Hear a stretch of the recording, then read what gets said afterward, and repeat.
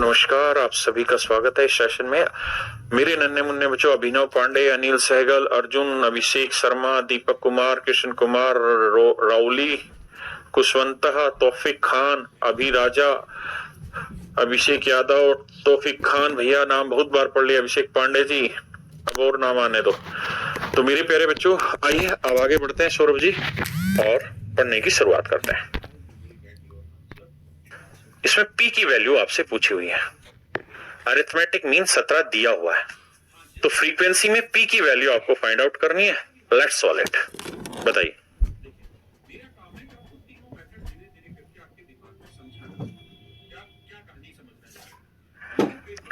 देखिए मेरे बच्चे, आप इस सवाल को जैसे दिल करे वैसे कर सकते हैं। आप पहला तरीका अप्लाई कर सकते हैं, सर हम इसे एफएक्स मेथड से निकालेंगे।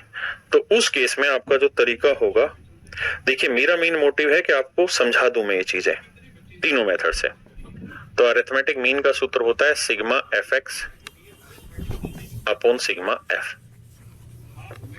अरिथमेटिक मीन 17 दे रखा है, एफ एक्स मुझे निकालना है, आओ निकालते हैं। भैया ये है एफ मेरा, बिल्कुल ठीक है, ये है मेरा एक्स, वेरिएबल एक्स, मैं निकालना चाह रहा हूं एफ एक्स। तो 10 आते 70, 15 धाई 150, 20 पी। अच्छा, ये पी वाली जो वैल्यू है ना, इसका जोड़ अलग लिख लिया करो 20 पी, क्योंकि अलग से होगा, और 25 6 150।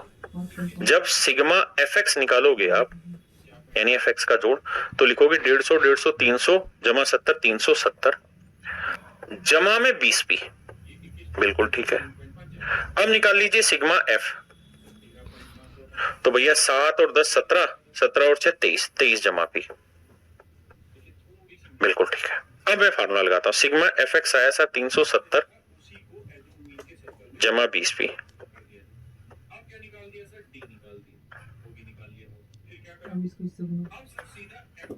और सिग्मा एफ की वैल्यू क्या है, 23 जमा पी।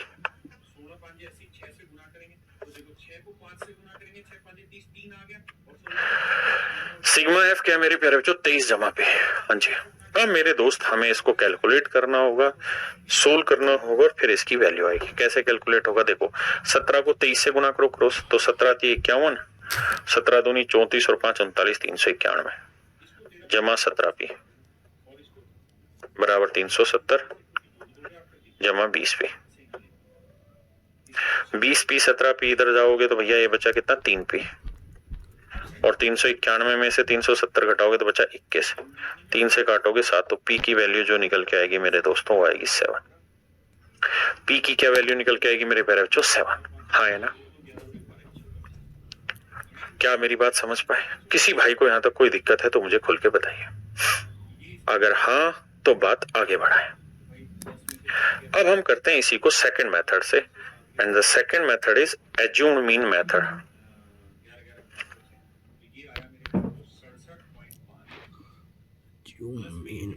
अबे मान जा भाई।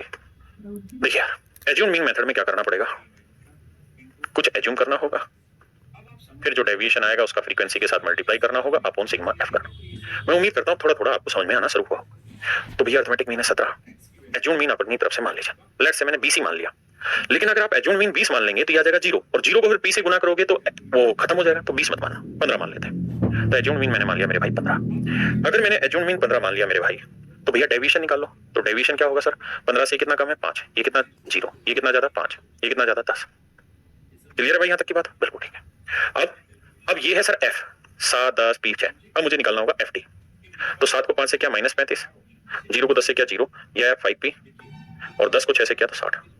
तो देखो 60 में 35 जोड़ेंगे माइनस का तो आएगा मेरे भाई 25, और जमा में ये वाला 5 पी। अब मेरे दोस्तों हम निकाल लेते हैं सिग्मा एफ, 7 10 17 और 23 जमा पी। हाँ जी। अब हम यहाँ वैल्यू रख लेते हैं, तो एफ डी की जो वैल्यू है मेरे प्यारे 25 जमा पी, और बटे सिग्मा एफ की वैल्यू क्या, 23 जमा पी, 23 जमा पी।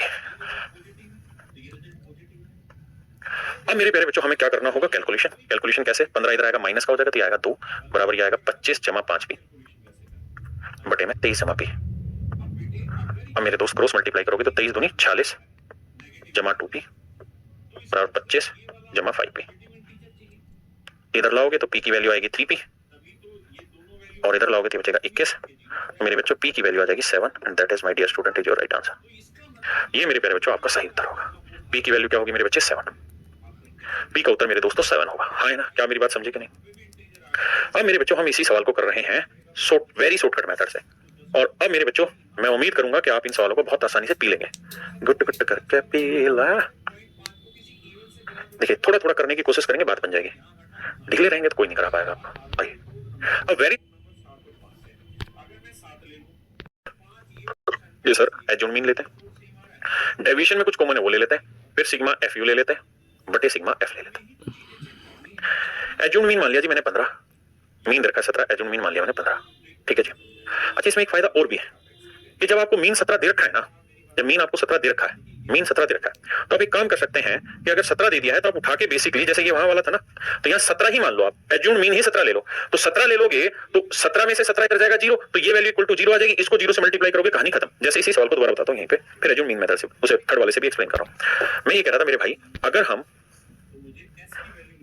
थोड़ी देर के लिए ये कहते हैं कि यार हम एज्यूम मीन जो है वो 17 ही ले ले रहे हैं, भाई इसमें तो कोई दो राय नहीं है। अगर हम 17 ले लें कोई गुनाह तो है नहीं, उसने मीन 17 दे रखा है, बिल्कुल दे रखा है। हम मान रहे हैं यार एज्यूम मीन 17 ही है, हमने मीन भी एज्यूम 17 ही कर लिया, जो कि दे रखा है तो कोई लोचा ही नहीं उसमें। अगर 17 है तो ये 17 से कितना कम है सर 7, ये 17 से कितना कम है 2, ये 17 से कितना ज्यादा है सर 3, ये 17 से कितना ज्यादा है सर 8। ठीक है, अब मुझे एफडी निकालना है, तो 7 7 49, 10 दूनी 20 और 3p और 8 सिंग 48। अब मुझे सिग्मा एफडी चाहिए, तो देखो 49 और 48 -1 -20 -21 आया, जमा में 3p आ गया। आप कहेंगे ठीक है, तो ये आया सर -21 जमा 3p, बहुत solid sir. Sir sigma F क्या आया हुआ है सर 23 जमा p। तो देखो इसमें शॉर्टकट क्या लग जाएगा ऐसे में, अब आप ये बात समझेंगे कि सर ये +17 इधर जाएगा, माइनस का 17 0 आ जाएगा, तो 0 इक्वल टू आएगा -21 जमा 3p और बटे में 23 जमा p, और 23 जमा p को 0 से गुना करेंगे तो सारी कहानी क्या हो जाएगी 0, तो -21 + 3p बराबर 0 आ जाएगा। तो 3p की वैल्यू क्या होगी, इधर जाएगा 21, 3 7 21, तो मेरे प्यारे बच्चों p की वैल्यू क्या आएगी 7, p की वैल्यू क्या आएगी मेरे दोस्त 7। अरे हाँ है ना, तो ऐसे केसेस में जब आपको मीन दे रखा है तो डायरेक्टली एज्यूम मीन वही 17 मान लीजिए, उससे कैलकुलेशन ये आसान हो जाएगी कि ये 0 होने से इसका इंपैक्ट खत्म हो जाएगा। बस इसको इक्वल टू जो सिग्मा एफडी आया ना, इसको इक्वल टू डायरेक्ट हम 0 रख देंगे। क्या रख देंगे, डायरेक्ट 0 रख देंगे। तो ऐसे सवाल में क्या करना है, आपने सिंपल सिग्मा एफडी निकालना है, इसी को उठा के इक्वल टू 0 रख देना और यहीं से डायरेक्ट पी की वैल्यू आपकी निकल के आ जाएगी 7। आपको इस सब फार्मूला लगाने की जरूरत ही नहीं है, सब कैलकुलेशन फेल है ना। जब आपको मीन दे रखा है और फिर आपसे एज्यूम मीन मानना है आपका एज्यूम मीन मेथड से, तो आप वही मान लो जो दे रखा है। उसके बाद ना तो आपको सिग्मा एफ की जरूरत है ना इस फार्मूले की जरूरत है, उस केस में आप सिर्फ सिग्मा एफ डी निकालो, उसी इक्वल टू 0 रखो, वहां से डायरेक्ट उस पी की वैल्यू निकालो जो आपसे पूछा हुआ है। सिंपल, और कुछ नहीं है, ये इसकी शॉर्ट ट्रिक हो गई। ठीक है जी, अगर यही सवाल पेपर में आता और मैं स्टूडेंट होता तो मैंने ये देखना था सर एज्यूम मीन मारो गोली, जब मीन उसने 17 दे दिया तो सर मैं ये सारी कहानी हटाऊंगा अपने सवाल से, मुझे कुछ कैलकुलेट नहीं करना, सिग्मा एफ है। हाँ आप सिखा रहे हो, शुरुआत में जरूर सीखूंगा। तो अब मेरे को बस एक काम करना था कि मैंने अपनी तरफ से मीन को 17 मान लेना और फिर डेविएशन निकालना, तो -7 -2 +3 और -8 ना +8।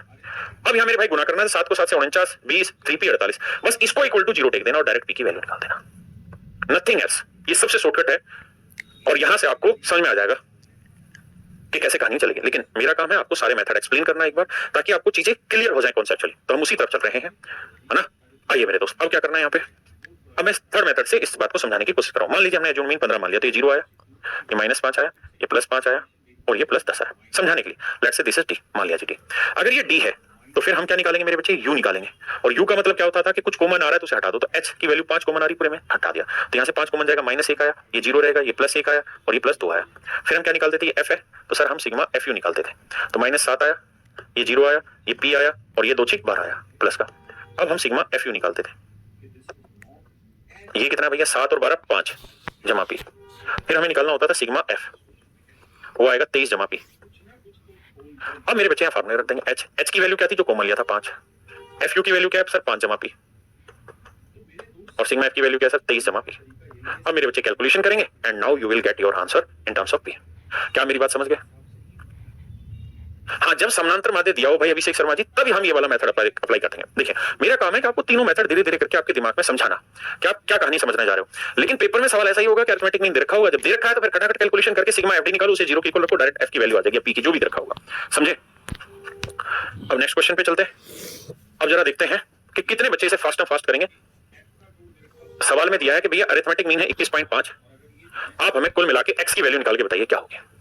तो आपने क्या करना है, 21.5 ही मान लेना है एज्यूम मीन, और 21.5 से डेविएशन निकालो। डेविएशन निकालेंगे 21.5 से, तो 21.5 से कितना कम है सर, 16.5।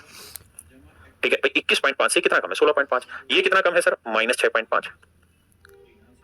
ये कितना ज्यादा है मेरे बच्चे, 21.5 से सर 4.5। 4.5 नहीं, 3.5। 3.5, ठीक है, सॉरी, ये 21.5 से 3.5 ज्यादा है। और ये कितना ज्यादा है 21 से सर, 13.5 ज्यादा है। ये कितना ज्यादा सर, 23.5 ज्यादा है। देखिए थोड़ी सी मेहनत है और आगे खानी है। मैंने क्या किया, जो मीन दे रखा है उसी को एज्यूम मीन के सर्कल में सेट कर दिया जी। अब क्या निकाल दिया सर, डी निकाल दिया, वो भी निकाल लिया भाई। फिर क्या करें, अब सर सीधा एफडी कर दो, यानी फिक्स डिपॉजिट कर दो। 16 5 80, 6 से गुना करेंगे तो देखो 6 को 5 से गुना करेंगे, 6 5 30, 3 आ गया, और 16 6 96, 96 और 3 क्या है, 99 माइनस का। 4 से गुना करेंगे, 4 5 20, 2 आया, और 4 6 24, 24 और 2 26 आया। यहां करेंगे 3 को इससे करेंगे, 3 5 15 और 3 3 9, 10.5 आया प्लस का। इसको 13.5x रहने देना, और इसको यहां पे मत लिखना गलती से, क्योंकि जोड़ दोगे आप फिर दिक्कत आएगी। इसे यहां लिख दो। इसे 2 से करोगे, 2 5 10, 23 2 46 और 1 47। अब सेट बैठाते हैं जोड़ को। देखो 99 और 26, अगर इसे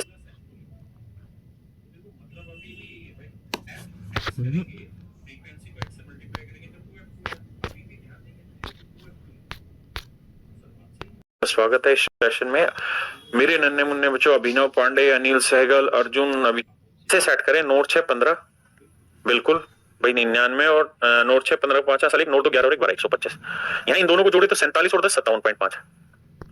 ये इसमें से घटाना है, तो भाई 10 में से 5 गया 5, यहाँ बचा 4, 14 में से 7 गया 7, और भैया यहाँ कितना बचा 11 11 5 गया 6, तो ये आया मेरे पेरे तो 67.5, प्लस में ये 13.5 और ये माइनस का इंटू एक्स इक्वल टू 0। अब आप समझ ही गए कि 13 5 65, यानी एक्स की वैल्यू यहाँ 5 ले लेंगे तो ये सेट हो जाएगा, और एक्स की वैल्यू डायरेक्ट 5 आपको यहाँ से दिखाई दे जाएगी। एक्स की वैल्यू 5 मेरे पेरे बच्चों आपका आंसर हो जाएगा। समझ रहे हैं ना। वैसे भी थोड़ा थोड़ा सा दिमाग लगाओगे तो कैलकुलेशन से पहले चीजें पढ़नी शुरू हो जाएंगी। हाँ जी, अब अगर मैं स्टूडेंट होता और मैं सवाल को कर रहा होता तो मैं कैसे अप्रोच लेता, ये तो मैंने शॉर्टकट मेथड बताया। मैं स्टूडेंट होता तो मैं एक चीज सोचता कि सर मुझे जोड़ वोड़ नहीं करना, इतनी कैलकुलेशन नहीं बैठानी। मुझे एक चीज है कि मेरे पास 4 ऑप्शन है, मुझे इन 4 ऑप्शन में से एक्स की वैल्यू निकालनी है। देखिए 21.5 था, मैंने 21.5 को लेकर बैठ किया था। सर मैंने ये सारे जोड़ कर दिए, अब मुझे एक्स की वैल्यू चाहिए। मुझे क्या चाहिए सर, एक्स की वैल्यू। मैं आंख बंद करके कह सकता हूं कि एक्स की वैल्यू 6 और 4 नहीं होगी। आप कहें कैसे सर, देखो कैसे, थोड़ा थोड़ा बेसिक सेंस लगाओगे तो इस बात को पकड़ पाओगे, अदरवाइज नहीं। कैसे, माइनस में जो रिजल्ट आए हैं वो कैसा है, इंटीजर पूर्णांक में है। आप कहेंगे हाँ ये रिजल्ट पॉजिटिव है, तो ये रिजल्ट पॉजिटिव आएगा। बड़े ध्यान से सुनना मेरी बात, सुनोगे तो ही कर पाओगे पेपर में 1 सेकंड में क्वेश्चन को, मतलब इतना करना उसको फास्ट कैलकुलेशन कैसे करें। हाँ जी सर ये बात सही है। अब बेटे अगर ये इंटीजर में आंसर आया है, नेगेटिव इंटीजर है, तो इसका मतलब ये वाला आपको पॉजिटिव इंटीजर चाहिए।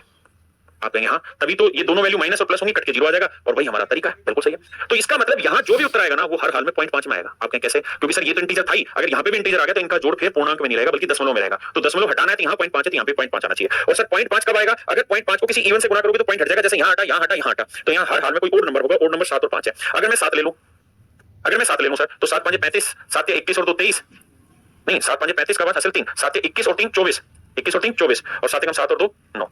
अब देखो 94 और 10 कितना हो गया, 104 और 105, 105 ये और 47 ये, क्या इनका जोड़ सेम आ रहा है, नहीं आ रहा, तो इसका सेट नहीं हो रहा, तो फिर आंसर डी होगा। क्योंकि हमें 2 में ही तो चीजें चेक करनी है, 4 में नहीं करनी, 2 में ही चेक करनी है। या फिर मेरे पेपर जो पीछे वाला जो यहां समझाया कि इतना लेके फिर आप एक्स की वैल्यू निकाल दो। क्या आप मेरी बात समझ पाए। देखिए यही सवाल पेपर में आएंगे और इन्हीं में चतुराई हमको सीखनी है। करिए मेरे दोस्तों, सवाल ने खुद ही कहा है कि भाई इसका अरिथमेटिक मीन जो है वो 20 है। अरिथमेटिक मीन क्या है, 20 है, तो मुझे एस की वैल्यू निकाल के बताइए क्या होगी।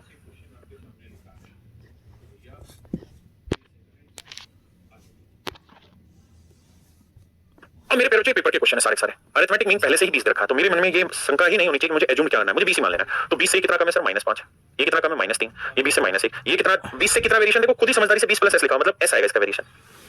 भाई समझ रहे हो ना, एस प्लस 20 यानी 20 से एस ज्यादा, और हमें 20 से डेविएशन देखना था एस ज्यादा, ये 20 से 3 ज्यादा। अब बेटा मैं 23 को 20 जमा 3 लिख दूं तो भी मतलब वही तो है। हाँ जी, अब मुझे क्या करना है, ये डी है तो मुझे एफ डी निकालना है। तो 5 को 2 से कराएगा -10, -9, -4, एस को 5 एस से करोगे तो 5 एस स्क्वायर, यहाँ लिखना गड़बड़ हो जाएगी नहीं तो, और यहाँ है 6। अब मुझे जोड़ 0 लाना, कैसे लाएं ध्यान देना। सॉरी 6 थी 18, माफ करिएगा। देखो माइनस वाले जोड़ता हूं, 10 और 9 19, 19 और 4 23, तो माइनस का जो जोड़ है वो 23 है। बिल्कुल ठीक है। अगर माइनस का जोड़ 23 है तो मुझे प्लस का जोड़ भी 23 लाना है। 18 ऑलरेडी है तो यहाँ जोड़ क्या लेके आना होगा 5, तभी तो 18 और 5 23 प्लस 23 से 23 कट के 0 आंसर आ जाएगा। तो 5s स्क्वायर की वैल्यू 5 आनी चाहिए, तो इसकी वैल्यू क्या रखें, सीधा नजर आ गया, 1 रख दो, 1 और 1 5 5 मेरा डायरेक्ट आंसर है। सर मैं क्यों इतना डिटेल करूंगा, बताओ मेरे पेरेंट्स कितने भाई समझ गए इस बात को, समझ गए। देखो यार दोस्तों, इसमें करना क्या है, आपको थोड़ा सा दिमाग बुद्धि दौड़ानी है। एक्स होती है असली खेल, और सवाल में कह रहा था mean of the following frequency distribution is 1.46, कहता है जो इसका अरिथमेटिक मीन है मेरे पेरेंट्स जो 1.46 दिया हुआ है, अरिथमेटिक मीन इसने सवाल में दे रखा है, और फिर हमसे पूछा है f1 - f2 बताओ।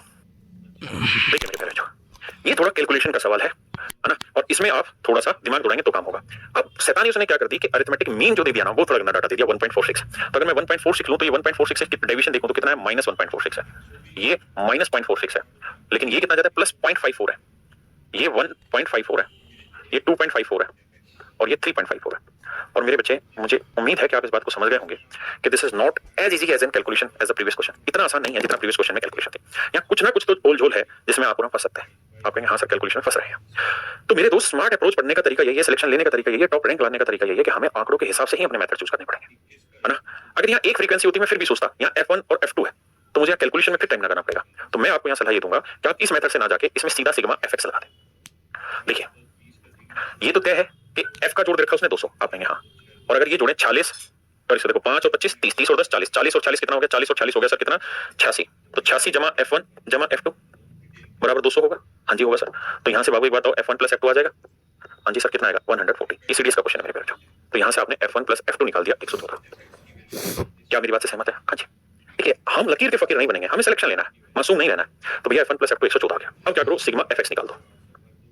तो ये तो 0 आया, ये F1 आया, ये ट्वाइस ऑफ F2 आया, हाँ जी, ये 25 थी 75 आया, ये 4 नहीं 40 आया, 5 5 25 आया। बिल्कुल। अब जो थोड़ा सा समझदार बच्चा होगा वो यहाँ क्या खेल खेलेगा, वो ये कहेगा सर ये 2f2 आया ना, 2 को f2 से गुना किया तो 2f2 आया, इस 2f2 को मैं f2 प्लस f2 लिख दूं। तो देखो मतलब अभी भी है भाई, f(x) करेंगे, फ्रीक्वेंसी को x से मल्टीप्लाई करेंगे तो 2f2 है। अभी भी ध्यान देंगे तो है तो 2f2 ही। हाँ सर बात सही है आपकी, है तो अभी भी 2f2, इसमें कोई दो राय नहीं है ना। अब मैं इनका जोड़ कर देता हूँ इस वाले का। आपको अभी भी बात समझ में नहीं आई? अरे ढक्कन समझिए ना कि F1 प्लस F2 तो तुझे दे रखा है, F1 प्लस F2 तो तुझे दे रखा है, कितना है 114 पहले से दिया हुआ है भाई। इन सबका जोड़ करेगा डिटेल में तो यही तो आएगा कि सर 75 25 और 75 100 में 40 जोड़ा 140, 140 में 0 जोड़ा 140 जमा F1 जमा F2 और इसकी वैल्यू तो तुझे पहले ही रखी है 114। तो 140